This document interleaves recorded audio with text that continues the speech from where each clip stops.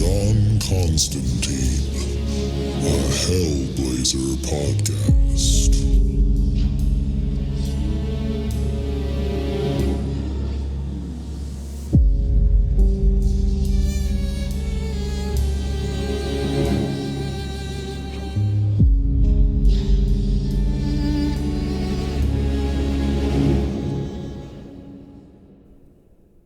Hey there, everybody, and welcome back to John Constantine, a Hellblazer podcast.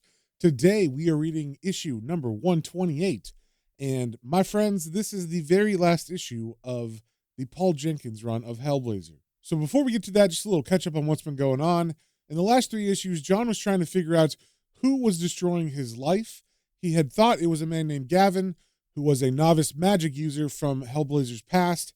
But it turns out that he was just a pawn in Ellie's scheme. That's right, Chance Ellie, the succubus demon that John was friends with in the Garth Ennis run, was the person who orchestrated the demise of all of John's friendships and relationships during this last story arc.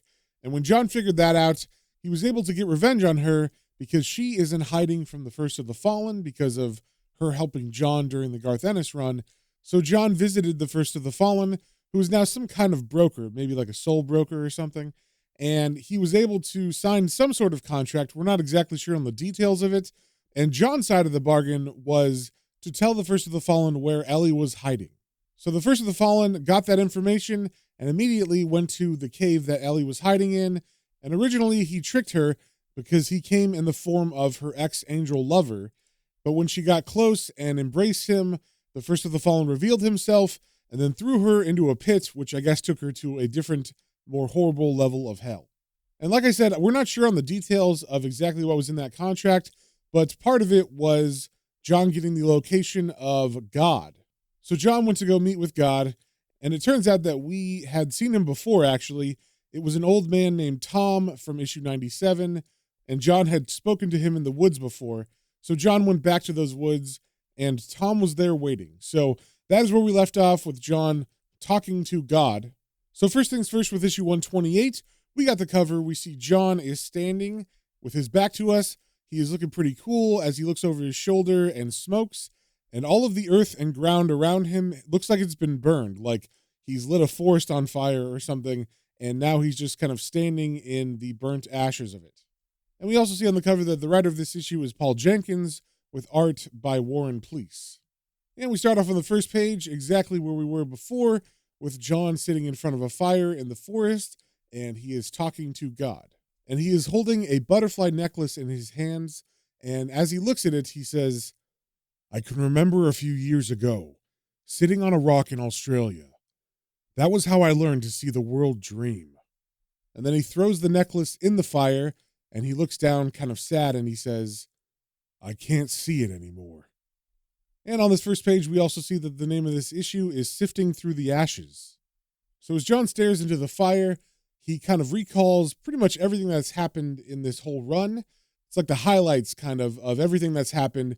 So he starts off in the first panel saying, "I remember coming back to England's green and pleasant, full of beans and bold ideas for my imperfect future, ready to reinvent myself a little bit, truth be told, so that when my life went sour, like it always does, I'd actually be in the right frame of mind to do something about it. Didn't take long. No sooner had I run into some old mates from better days than someone was having their go with a little boy, using him to get to me." And right there, they're talking about when Boer possessed Cider. Then we see a panel of John holding his head in his hands as he is haunted by the ghost of Astra, and his narration continues. "It was a full-force attack on my conscience, on the heaviest, most profound capsule of despair that had weighed down my rotten soul ever since Newcastle. It almost beat me, too, but just when I was about to cave in, I had one of those insights that seemed to elude everyone but the desperate. I took out the piece of me that felt all the guilt and rage and fear and sent it away. For a brief moment, I was free of all the guilt. It was just the breathing space I needed to get out and create a little more." So we see John creating his doppelganger, then we see Boer being defeated, and all of the children's souls that he has kept are being released. Then we cut out of that flashback to the present where John is staring at God, and he's saying, "And don't for 1 minute think, mate, that I don't remember meeting you.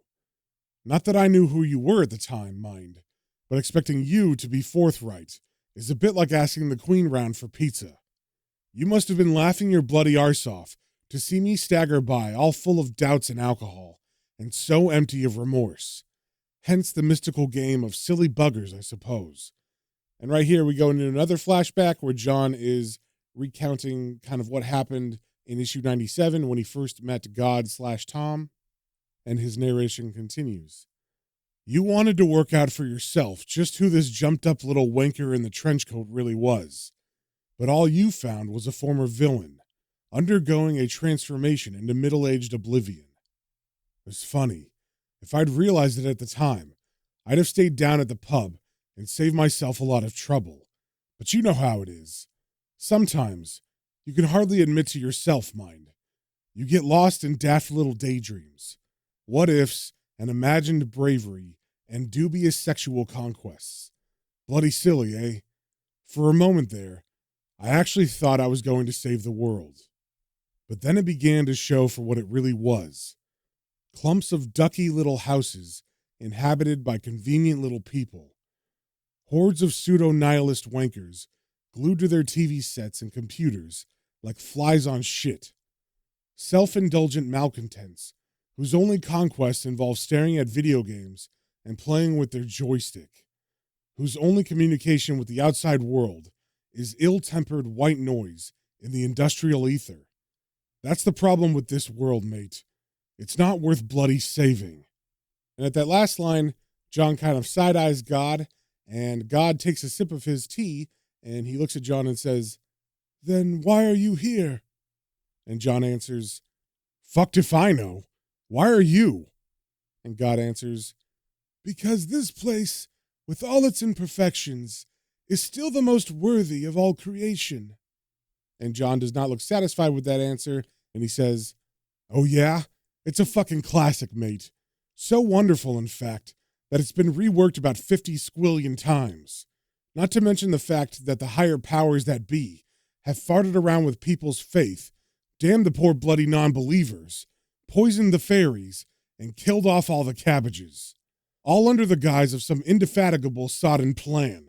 Not that the old boy upstairs couldn't remove his essence without so much of a snap of his figurative fingers. He just can't be arsed to." And God replies, "Because that is not part of his design, John Constantine." And John does not like that answer, so he stands up and he picks up a stick and he smacks the fire very hard with it and yells, "Bollocks!" And then he leaves the stick in the flames and he points at God and he says, "All this bloody allegory and metaphor, do you know what it's all for? Because when push comes to shove, you've got fuck all to say.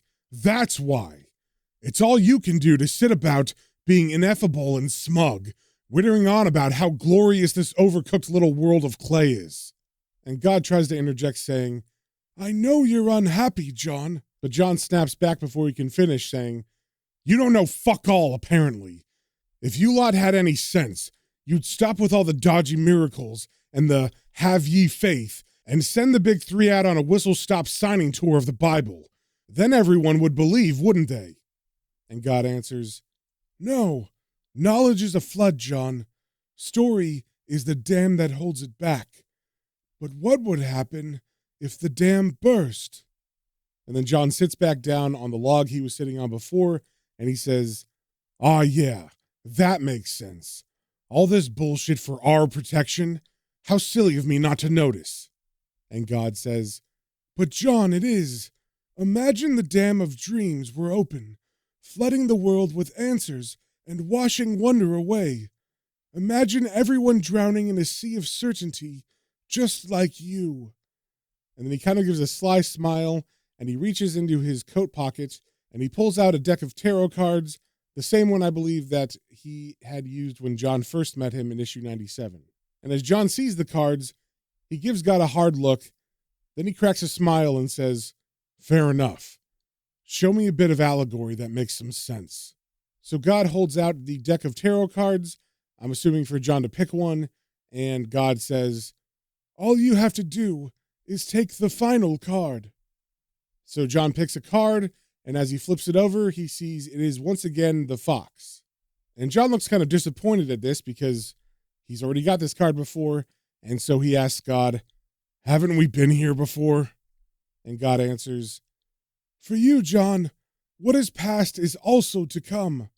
From the fox, through transformation, back to the very same place that you started. And yet this fox also has its own story. It begins like this." And then we get some panels of the story that God is telling as he narrates, saying, "I went walking in creation one afternoon, a long time ago, to ponder the meaning of it all, and thus the meaning of all things. Then the world was not as it is now. Things were clear, without question, but it was all about to change. On a deer's trail beyond, I noticed a commotion, a rustling of leaves, and the cry of a desperate soul." And in the panels below this narration, we're seeing God walking through a forest, looking at birds and butterflies and stuff, and then he hears this noise, and his narration continues. "I rushed ahead, wanting only to give some comfort to the creature there, and in a clearing, I found old Fox in trouble up to his ears." So in this panel, as God approaches the fox, he sees that the fox has his foot stuck in a root by a tree, and he can't get out. So God kneels down to the fox, and the narration continues. "He was so desperate and forlorn, I could only wait and watch, hoping to calm him with my presence. 'Why?' he began to ask. 'Why is this allowed to happen?' I had never been asked that question before, and so I tried to explain, as much to understand for myself as to give comfort, for an hour or more, so that gradually the fox grew calmer, accepting, and when he was ready for me, I leaned forward and gently pulled his leg from the crook of the tree." Then we cut back to the fire scene where John is looking at God, and he says, "And?" And God looks back at him and says, "And then he bit me." And John smiles at that, and then God says, "So, how sharp are your teeth, John Constantine? Tell me." And John thinks for a second, and then he says, "A lot sharper now, mate. I've sold my soul to the devil."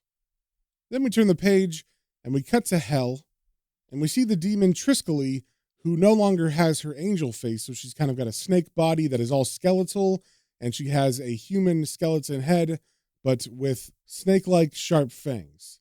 And she's saying, "Get ready, my sweet, pretty creature. Get ready."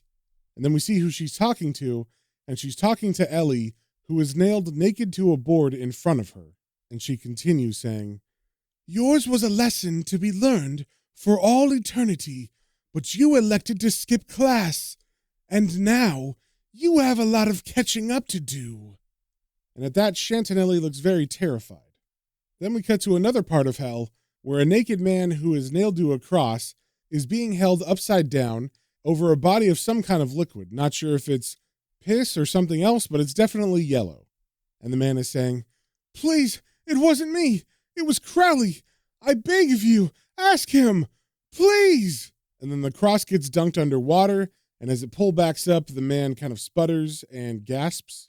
Then the next panel we see kind of pulled out from that scene, and it turns out the person torturing him is the first of the fallen, and standing next to him is the evil John Constantine, the doppelganger that was taken to hell instead of John's good soul. And the first of the fallen says to him, "It's nice to see you having fun again. You are having fun, aren't you?" And evil John replies, "I will when the pit fills up." And we can see that he is pissing into this body of water, so I guess it is made of urine. Then we turn the page and we cut back to the fire, where God is saying to John, "John, how could you have done such a thing?" And that's referencing John saying that he sold his soul to the devil. And as John puffs his cigarette and looks into the fire, he says, "I didn't have any choice, old son. It was the only way to get anything accomplished. Having said that, it's not all bad. The pay's good, and the hours are short." So I'm not sure if they're insinuating that the soul of John is now in hell already, and that was represented by the evil John we saw in hell a minute ago. But it seems like that's what they're saying. And God doesn't like John's flippant attitude about his soul, so he says, "But John, you have damned your soul for no good reason, save that you choose to do so on a whim." Then John tosses his cigarette into the fire and says, "Yeah, well, I blame it all on this nasty little conscience I seem to have developed. Stubborn little sod still has designs on saving the world. Besides, it's a lot less daft than nailing myself to a frickin' tree." And God replies, "You don't know what you have done." And John says, "Yes, I do. I've got this great threat worked out, see? It goes like this. I know it's going to sting for a while. The devil will have his due. But I can wait, see? I'm a stubborn, patient little bastard when I want to be. We both know I can outmaneuver that silly sod with half my brain tied behind my back. 500 years tops before I'm running the show." And then John turns his head and gives God a very hard look, and he says, "Imagine a sod like me let loose on God's pretty little creation, armed with reinforcements, all of them organized for a change. Well, it'd be a bloody right mess, wouldn't it? Course, if he agrees to stop bloody interfering and leave my mates alone for good, I might think about changing my mind. Your choice." And God has to think about this for a minute because it seems John has bested him, and he stares at John and says, "I'll see what I can do." Then there's a bright flash of light, and John and God are engulfed in a pillar of light, and John narrates saying, "I feel it then, close up, for the first time. So much potential, but directionless. The Creator's essence pervades the night air, and even for a jaded git like me, it's almost enough to make me cry out with fear and joy, any number of indescribable feelings. A terrible longing to be calm and assured, to be that innocent. But just as quickly, the feeling is gone." So under that narration, it looked like God was holding out his hands and concentrating very hard, like he was performing some kind of miracle. And then as the light dissipates and goes away completely, God looks at John and says, "It's done, John Constantine. His essence is removed from this place, and from you and your friends."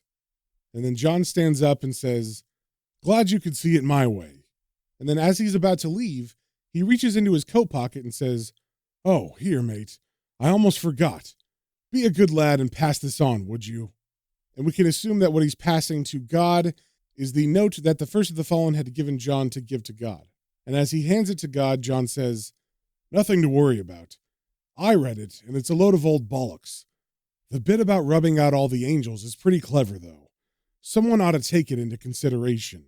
And then John turns and he walks away, and God says to him, "I'll be with you, John, wherever you go.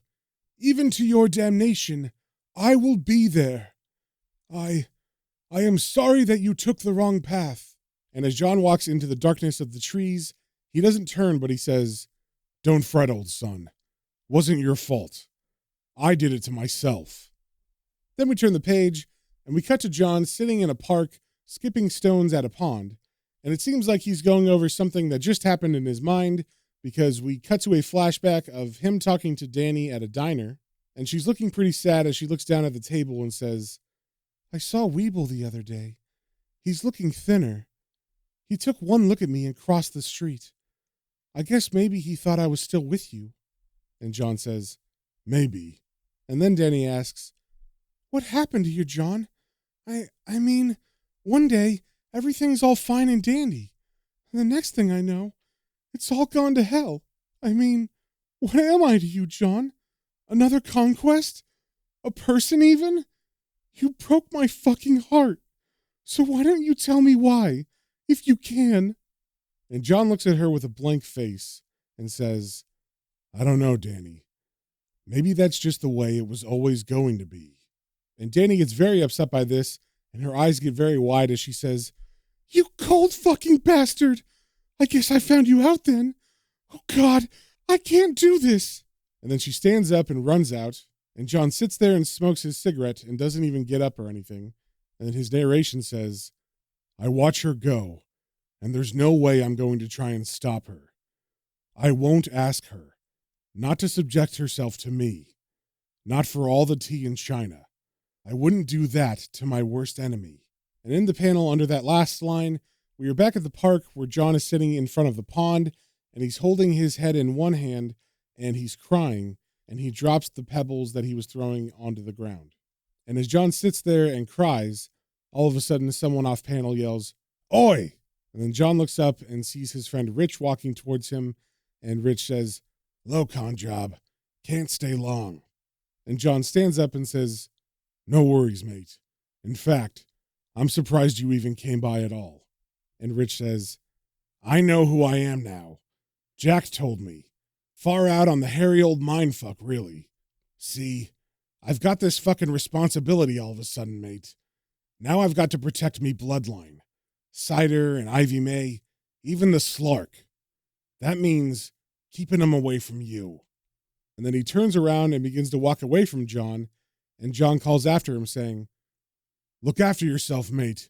Just promise me you won't believe a bloody word you hear, understand?" And Rich just continues to walk and doesn't turn around as he calls back, "Muppet made it, by the way." So it looks like John's friend Muppet lived after being hit by Gavin on his motorcycle.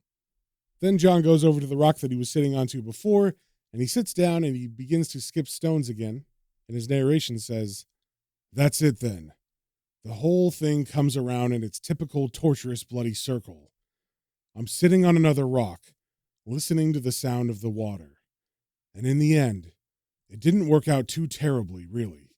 I mean, nobody got hurt too badly. Nothing that can't be fixed given enough time. Nobody died, except me." Then we get a very depressed-looking John sitting and staring at the water. And that, my friends, is the end of the issue and the end of the Paul Jenkins run of Hellblazer. So I hope you guys liked it. Let me know in the comments if you thought this was a good one. Were there any storylines you hated or loved? I know personally, I was kind of surprised by this run because I liked it a lot, and I remember trying to read this maybe 15 years ago, and I never got past issue 100. I guess it just wasn't clicking with me back then, but now, after having read all the issues kind of in order and doing this podcast, I really, really liked this run. And coming up after this is a 6-issue story arc written by Garth Ennis, but don't get too excited, he's only doing those 6. I guess he had one last story to tell with John. And then after that, we start the Warren Ellis run of Hellblazer, which I'm excited about because I have not read that one. So with that, if you guys have any comments, questions, or suggestions, you can email me at planestrains and comic books, all one word, at gmail.com. And we will see you on the next one.